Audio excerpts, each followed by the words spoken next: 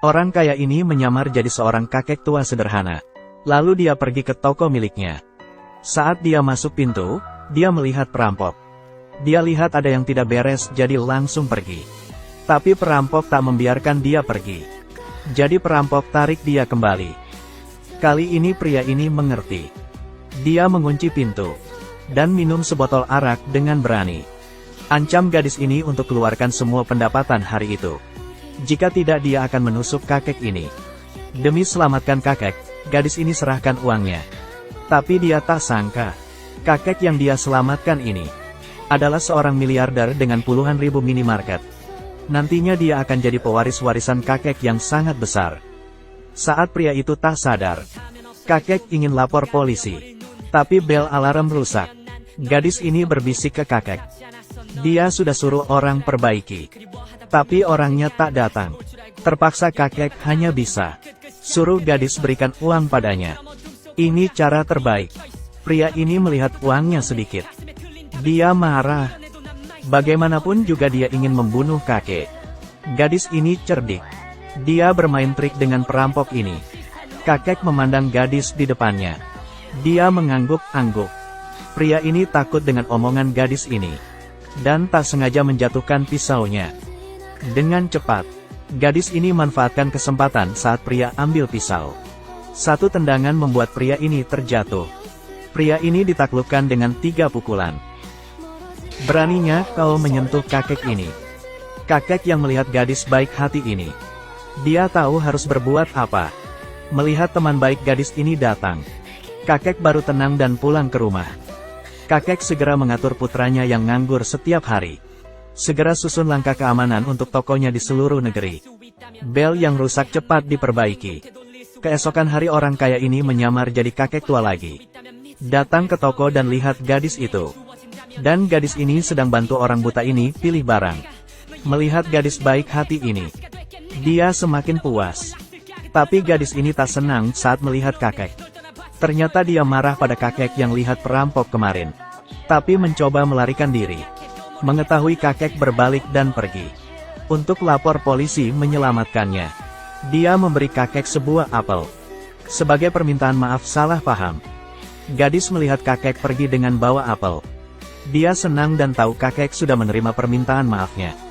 Dia tak tahu takdirnya akan berubah banyak. Lalu gadis ini mulai bekerja keras. Dia tak hanya mengurus minimarket. Waktu senggang, dia akan bantu nenek kumpulkan kertas bekas.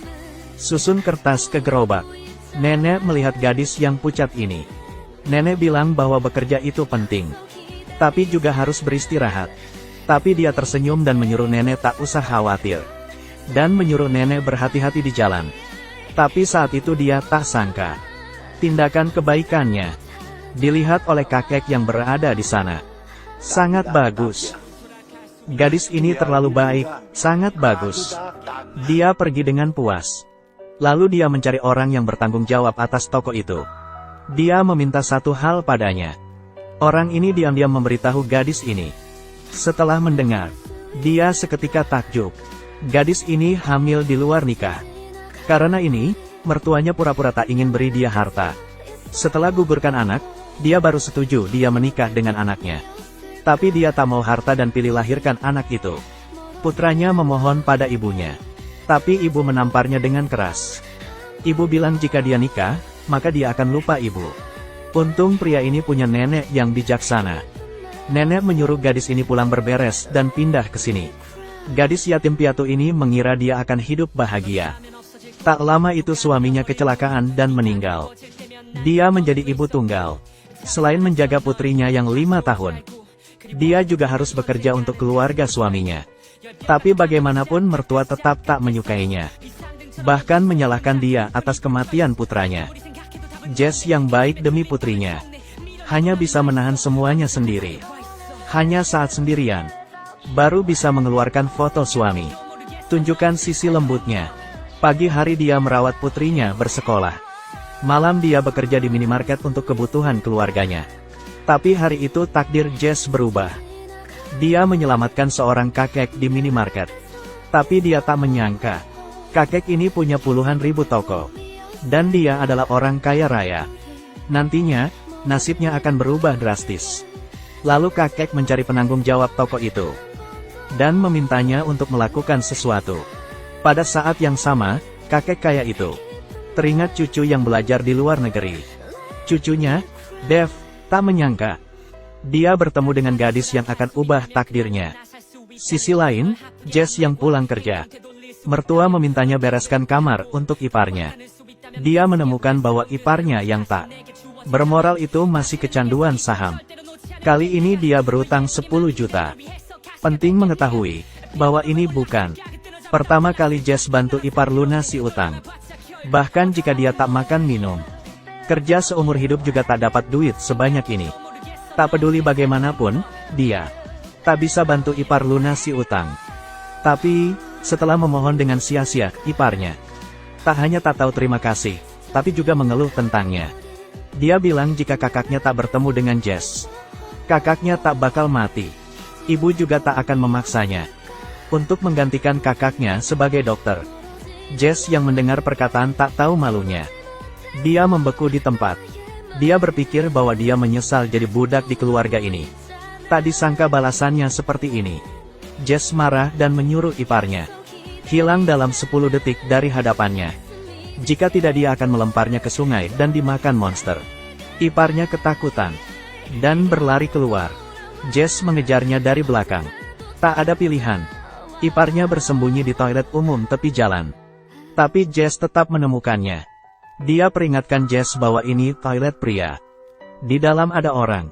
Dengan begini akan ditangkap polisi. Jess menoleh dan lihat air kotor yang dipakai untuk bersihkan WC. Meski tak bisa melempar ipar ke sungai, maka dia memandikannya. Tak disangka dia menumpahkan air itu ke seorang pria yang ke kamar mandi. Tapi dia tak menyangka, pria ini adalah cucu dari kakek kaya itu. Keduanya memiliki takdir yang terjalin secara aneh. Lintasan hidup Jess akan segera berubah. Gadis ini menuangkan seember air kotor ke pria yang masuk ke toilet ini. Menatap pria yang basah kuyup itu, dia terkejut hingga bola matanya hampir lepas. Bagaimanapun dia tak menyangka, pria ini sebenarnya adalah miliarder. Keduanya memiliki takdir yang terjalin secara aneh. Lintasan hidup Jess akan segera berubah. Dev awalnya ingin menyuruhnya ganti rugi. Tapi melihat penampilan gadis malang ini, dia pun tak jadi ke toilet dan pergi dengan marah. Tapi gadis ini baik hati. Lagi pula itu salahnya. Dia mengejarnya dan berencana ganti rugi. Tapi melihat sepatu kecil mahal pria ini, dia hanya bisa mengeluarkan semua uang di dompetnya untuk ganti rugi. Pria ini tak menyangka masih ada gadis yang begitu baik hati. Dia melihat pria ini mau berkencan. Dia keluarkan baju sport yang disuruh mertuanya untuk berikan pada iparnya. Pinjamkan pria ini. Pria ini melihat pakaian sport murah dan merasa jijik. Dia berkata ini lebih baik daripada malu saat bertemu teman. Pria berpikir demikian dan mengambil baju itu. Demi mengambil balik baju yang dipinjamkan, dia meminta kontak pria ini. Tapi dia tak menyangka, nasib keduanya akan terungkap. Pria ini bertemu temannya. Temannya mengolok bahwa dia adalah tuan muda kaya tapi memakai baju murahan. Dia juga ingin menangis rasanya. Gadis ini, Jess, adalah ibu tunggal. Belum nikah lama, suaminya meninggal di kecelakaan. Demi merawat putrinya yang 5 tahun, Jess yang berusia 20-an tak menikah lagi. Dia lakukan yang terbaik untuk rawat keluarga suaminya. Tapi bagaimanapun mertua tetap tak menyukainya. Bahkan menyalahkan dia atas kematian putranya. Hari itu, mertuanya tiba-tiba teringat. Celana olahraga yang dia belikan untuk putranya kepanjangan. Dia ingin cari putra bungsunya untuk pangkas celananya. Jess terkejut, karena saat itu dia tak memberikan baju itu kepada iparnya, tapi meminjamkan pada pria asing itu. Jika ketahuan mertuanya, dia pasti tak dapat perlakuan baik. Jadi dia mengajukan diri, membantu cari ipar untuk ambil pakaian. Lalu Jess segera kirim pesan ke pria itu. Situasinya mendesak. Hari ini harus berikan pakaian padaku. Pada saat yang sama, pria ini baru saja berencana ke rumah sakit. Periksa matanya yang baru sembuh. Dia mengirim pesan ke Jess untuk ketemuan jam 3.30 depan pintu rumah sakit. Jess yang membaca pesan itu langsung ke rumah sakit. Pria ini ke rumah sakit untuk periksa. Ternyata dia buta sejak kecil. Untung 5 tahun lalu, ada orang baik yang mendonorkan kornea matanya.